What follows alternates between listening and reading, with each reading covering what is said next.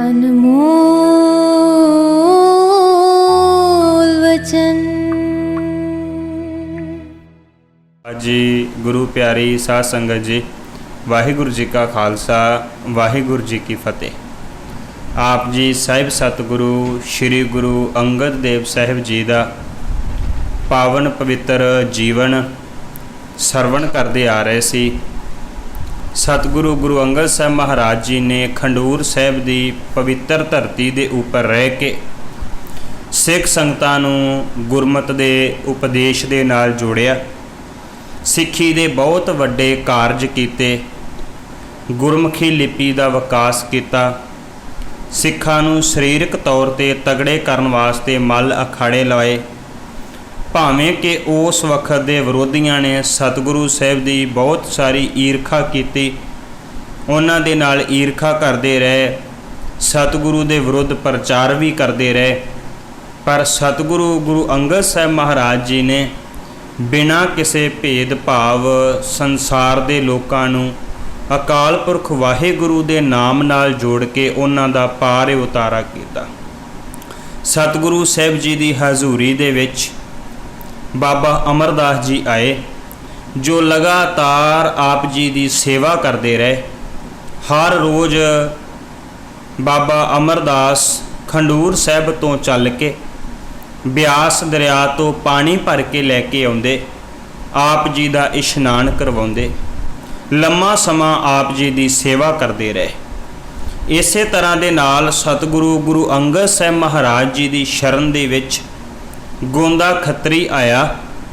उन्हें आन के बेनती की, सतगुरु जी मैं बिल्कुल ब्यास दरिया के कंढे के उपर एक नगर वसाउणा चाहुंदा हाँ, पर विरोधी लोग मेरी कोई पेश नहीं जान देंदे। सतगुरु तुसीं कृपा करो, जे तुसीं कृपा करोगे तो एक नगर वसाया जा सकता है। सतगुरु गुरु अंगद साहब महाराज जी ने बाबा अमरदास जी नूं हुक्म किया कि तुसीं जाके उस ब्यास दरिया के कंढे के उपर एक नवा नगर वसाओ। 1546 ईस्वी दे विच सतगुरु गुरु अंगद साहब की आग्या पा के बाबा अमरदास जी ने ब्यास दरिया के कंढे ते नवा नगर वसाउणा शुरू किया, जिस दा नाम गोइंदवाल साहब रखा गया। और इसे गोइंदवाल साहब नूं गुरु अंगद साहब जी तो बाद गुरु अमरदास जी ने सिੱਖੀ का केंद्र बनाया, प्रचार का नवा केंद्र बनाया। इसे तरह सतगुरु गुरु अंगद साहब महाराज सिख संगतां नूं रब की रज़ा दे विच रहण वास्ते उपदेश दिंदे रहे, प्रेरित करते रहे। खंडूर साहब की धरती तो थोड़ी दूर एक गुरु का सिख रहिंदा, जिहदा नाम भाई जीवा है, उहदी पत्नी का नाम बीबी जवाई है। वो बीबी जवाई हर रोज़ खिचड़ी तैयार करके सतगुरु साहब जी के लंगरां दे वास्ते लैके आउंदी और लंगरां दे विच लिया के वरताई जाती। एक दिन की होया कि उस माता ने, उस बीबी ने खिचड़ी बनाउण लगे, अचानक बहुत ज़्यादा तूफान, बहुत ज़्यादा हनेरी मीह आ गया, जिहदे करके अग बालन दे विच बहुत सारी दिक्कत होण लगी। जदों अग नहीं बलदी पई, उस बीबी ने, उस माता ने अकाल पुरख वाहिगुरु दे अगे बेनती की, रब दे अगे बेनती की, आख्या कि हे अकाल पुरख वाहिगुरु जी, आप जी कृपा करो, जेकर यह हनेरी हट जावे तो उस वक्त मैं ये खिचड़ी बना के गुरु के लंगरां दे विच लै जावां। जदों इस गल का पता गुरु अंगद साहब महाराज नूं लगा, सतगुरु गुरु अंगद साहब महाराज उस वक्त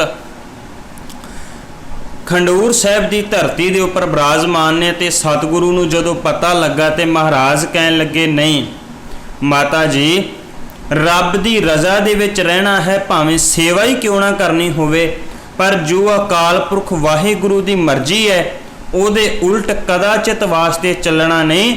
रब की मर्जी है, हनेर आउंदा है नहीं आउंदा, रब की मर्जी है, मीह पैंदा है नहीं पैंदा, पर सिख का कर्म नहीं है कि सिख कदे अकाल पुरख वाहिगुरु जी की रज़ा तो मुनकर हो सके।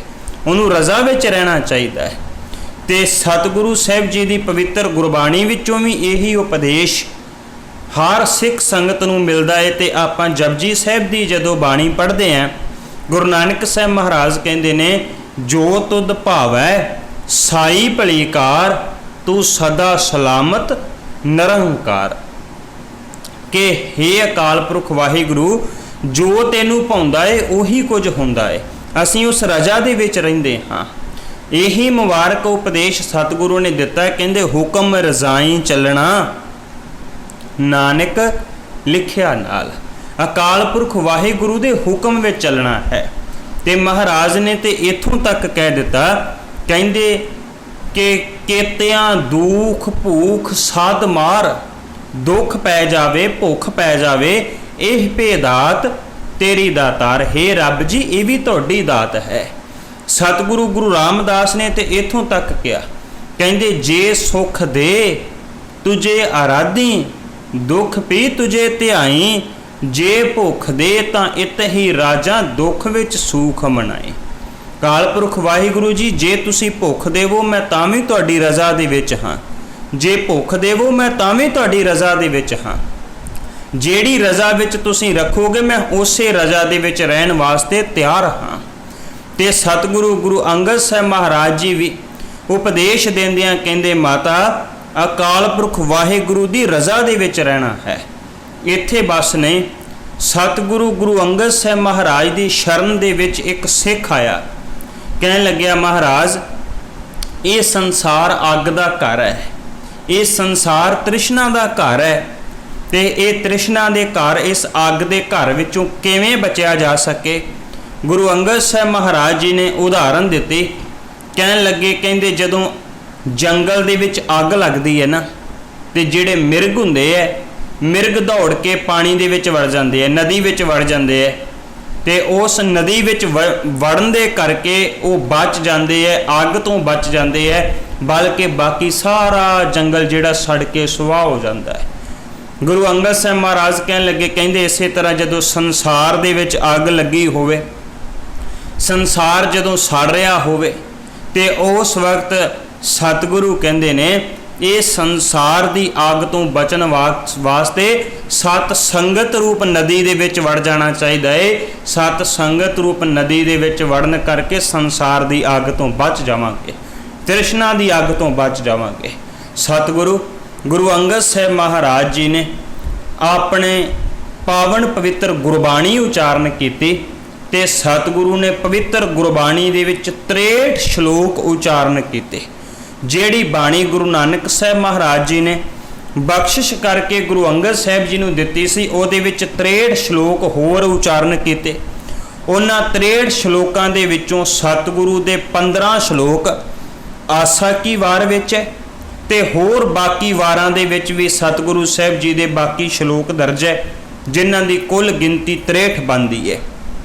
ਤੇ ਸਤਿਗੁਰੂ ਨੇ ਪਾਵਨ ਪਵਿੱਤਰ ਉਪਦੇਸ਼ ਬਖਸ਼ਿਸ਼ ਕਰਦੇ ਹੋਏ ਕਿਹਾ, ਕਹਿਣ ਲੱਗੇ, ਆ ਬਾਹਰੀ ਤੌਰ ਦੇ ਉੱਪਰ ਕਿੰਨਾ ਵੀ ਸੰਸਾਰ ਦੇ ਉੱਪਰ ਚਾਨਣ ਹੋ ਜਾਵੇ, ਭਾਵੇਂ ਹਜ਼ਾਰਾਂ ਚੰਦਰਮਾ ਚੜ ਜਾਣ, ਭਾਵੇਂ ਹਜ਼ਾਰਾਂ ਸੂਰਜ ਚੜ ਜਾਣ, ਪਰ ਇਹਨਾਂ ਚਾਨਣ ਹੋਣ ਦੇ ਬਾਵਜੂਦ ਵੀ ਜਿਨ੍ਹਾਂ ਮਨੁੱਖਾਂ ਦੇ ਅੰਦਰ ਹਨੇਰਾ ਪਿਆ ਹੋਇਆ ਨਾ, ਉਹ ਹਨੇਰਾ ਦੂਰ ਨਹੀਂ ਹੋ ਸਕਦਾ।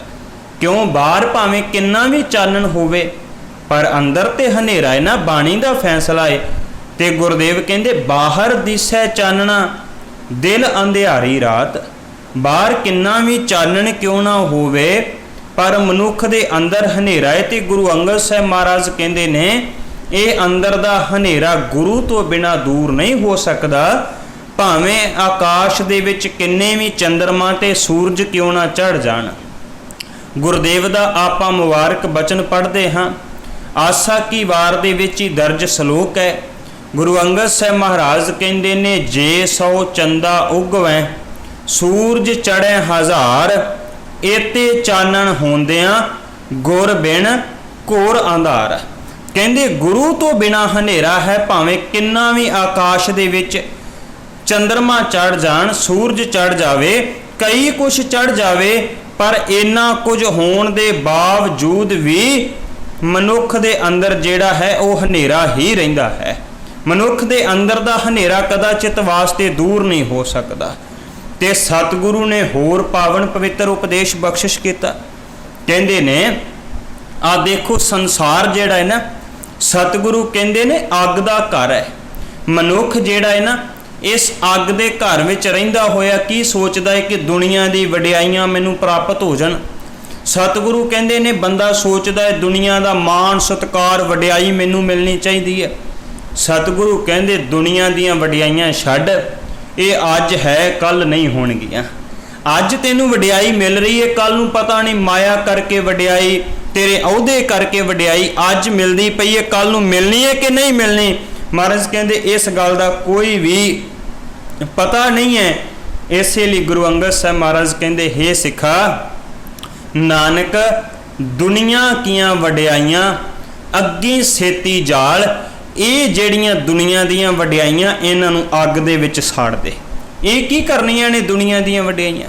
ਇਹ ਤੇ ਦੁਨੀਆ ਵਡਿਆਈ ਕਰਦੀ ਅੱਜ ਸ਼ੋਭਾ ਹੋਵੇਗੀ ਕੱਲ ਨਹੀਂ ਹੋਵੇਗੀ, ਪਰ ਜਿਨ੍ਹਾਂ ਦੀ ਸ਼ੋਭਾ ਨਾਮ ਕਰਕੇ ਬਣ ਜਾਂਦੀ ਹੈ ਨਾ, ਉਹ ਸ਼ੋਭਾ ਫਿਰ ਸਦਾ ਵਾਸਤੇ ਟਿਕੀ ਰਹਿੰਦੀ ਹੈ, ਉਹ ਕਦੇ ਆਉਂਦੀ ਜਾਂਦੀ ਨਹੀਂ ਹੈ।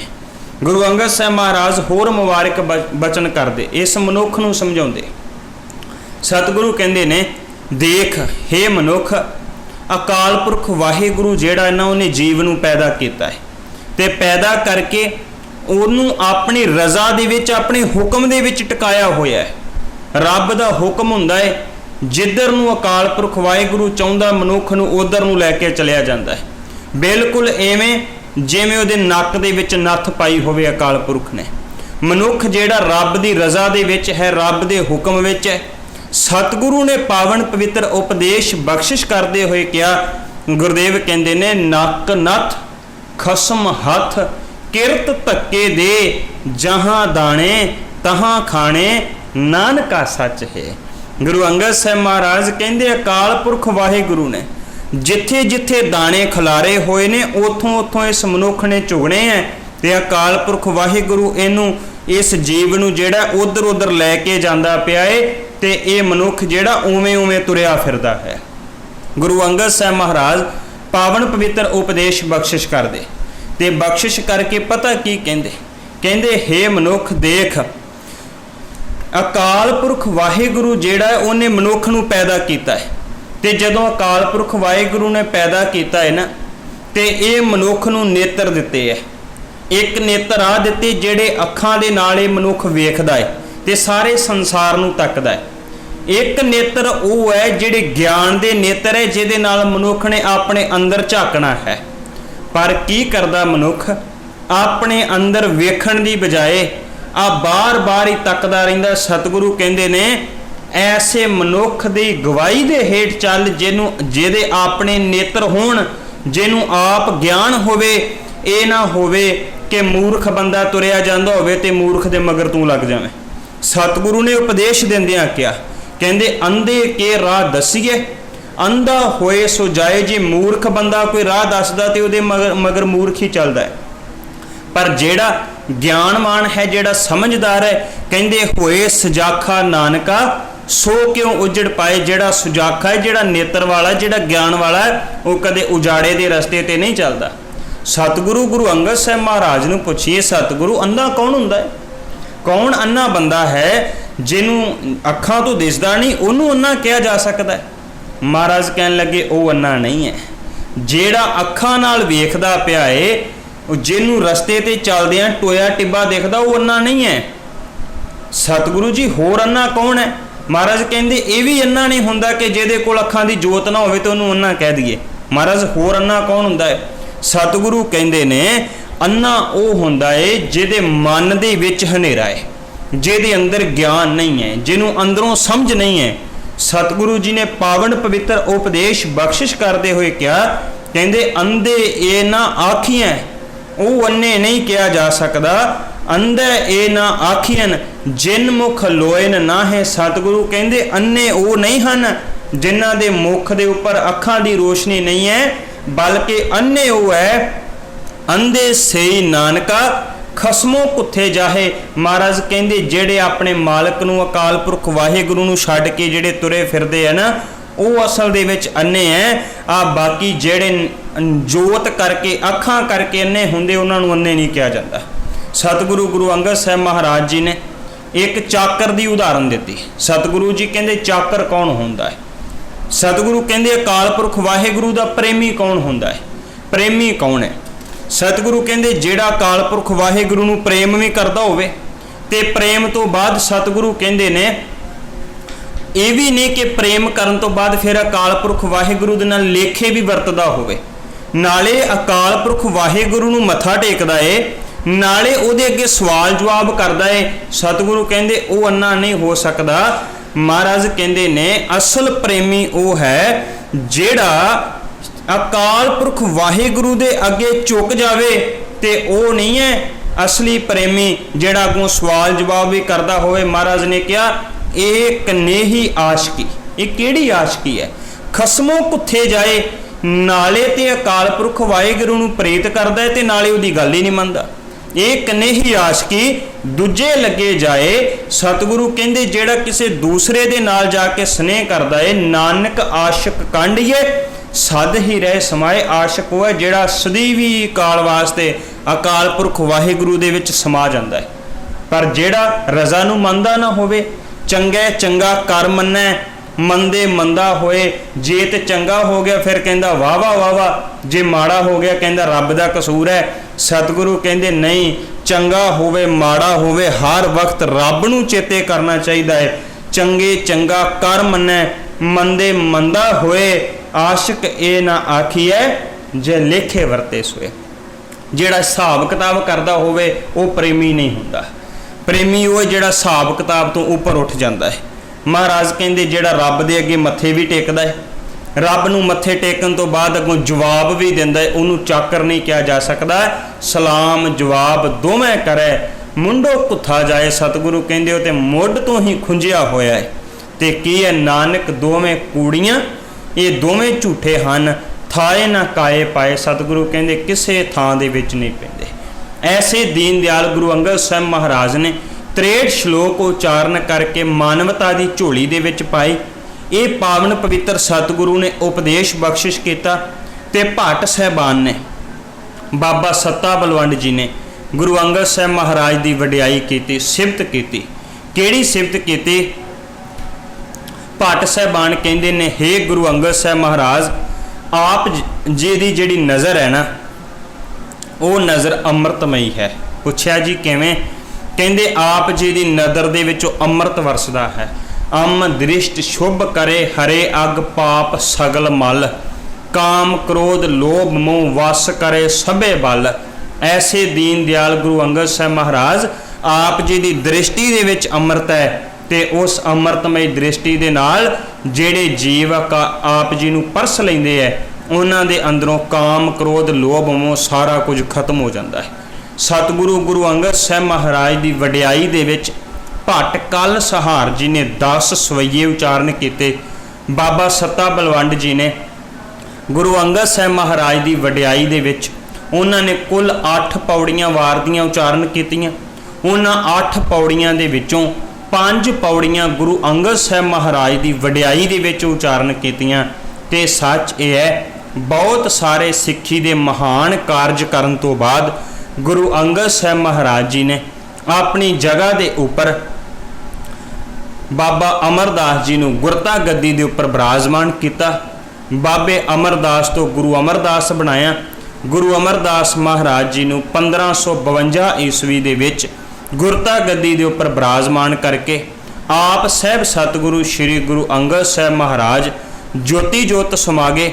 ਸਤਿਗੁਰੂ ਸਾਹਿਬ ਜੀ ਬਹੁਤ ਸਾਰਾ ਸਿੱਖੀ ਦਾ ਮਹਾਨ ਪ੍ਰਚਾਰ ਕਰਕੇ ਗਏ। ਭਾਵੇਂ ਸਤਿਗੁਰੂ ਦੇ ਜੋਤੀ ਜੋਤ ਸਮਾਉਣ ਤੋਂ ਬਾਅਦ ਆਪ ਜੀ ਦੇ ਪੁੱਤਰ ਜਿਹੜੇ ਸਨ ਦਾਤੂ ਜੀ ਦਾਸੂ ਜੀ, ਉਹਨਾਂ ਨੇ ਇਸ ਗੱਲ ਦੇ ਉੱਪਰ ਇਤਰਾਜ਼ ਵੀ ਕੀਤਾ ਕਿ ਗੁਰਤਾ ਗੱਦੀ ਦੇ ਉੱਪਰ ਹੱਕ ਸਾਡਾ ਬਣਦਾ ਹੈ ਤੇ ਇਹ ਗੁਰੂ ਅਮਰਦਾਸ ਨੂੰ ਕਿਵੇਂ ਦੇ ਦਿੱਤੀ ਗਈ। ਪਰ ਜਿਵੇਂ ਗੁਰੂ ਨਾਨਕ ਸਾਹਿਬ ਮਹਾਰਾਜ ਜੀ ਨੇ ਆਪਣੇ ਸਿੱਖ ਲਹਿਣੇ ਨੂੰ ਦਿੱਤੀ ਸੀ, ਇਸੇ ਤਰ੍ਹਾਂ ਗੁਰੂ ਅੰਗਦ ਸਾਹਿਬ ਮਹਾਰਾਜ ਜੀ ਨੇ ਗੁਰੂ ਅਮਰਦਾਸ ਮਹਾਰਾਜ ਜੀ ਨੂੰ ਗੁਰਤਾ ਗੱਦੀ ਤੇ ਬਿਰਾਜਮਾਨ ਕੀਤਾ। ਤੇ ਨਾਲ ਸਤਿਗੁਰੂ ਗੁਰੂ ਅੰਗਦ ਸਾਹਿਬ ਜੀ ਦਾ ਮੁਬਾਰਕ ਬਚਨ ਵੀ ਹੈ, ਕਹਿੰਦੇ ਇਹ ਕਨੇਹੀ ਦਾਤ ਆਪਸ ਤੇ ਜੋ ਪਾਈ ਹੈ। ਇਹ ਉਹ ਦਾਤ ਨਹੀਂ ਹੈ ਜਿਹੜਾ ਬੰਦਾ ਆਪਣੇ ਯਤਨਾਂ ਨਾਲ ਪ੍ਰਾਪਤ ਕਰਦਾ ਹੈ। ਇਹ ਤੇ ਅਕਾਲ ਪੁਰਖ ਵਾਹਿਗੁਰੂ ਦੀ ਬਖਸ਼ਿਸ਼ ਦੇ ਨਾਲ, ਵਡਿਆਈ ਦੇ ਨਾਲ ਪ੍ਰਾਪਤ ਹੁੰਦੀ ਹੈ। 1552 ਈਸਵੀ ਦੇ ਵਿੱਚ ਗੁਰਤਾ ਗੱਦੀ ਦੇ ਉੱਪਰ ਗੁਰੂ ਅੰਗਦ ਸਾਹਿਬ ਮਹਾਰਾਜ ਜੀ ਨੇ ਗੁਰੂ ਅਮਰਦਾਸ ਮਹਾਰਾਜ ਨੂੰ ਬਿਰਾਜਮਾਨ ਕੀਤਾ।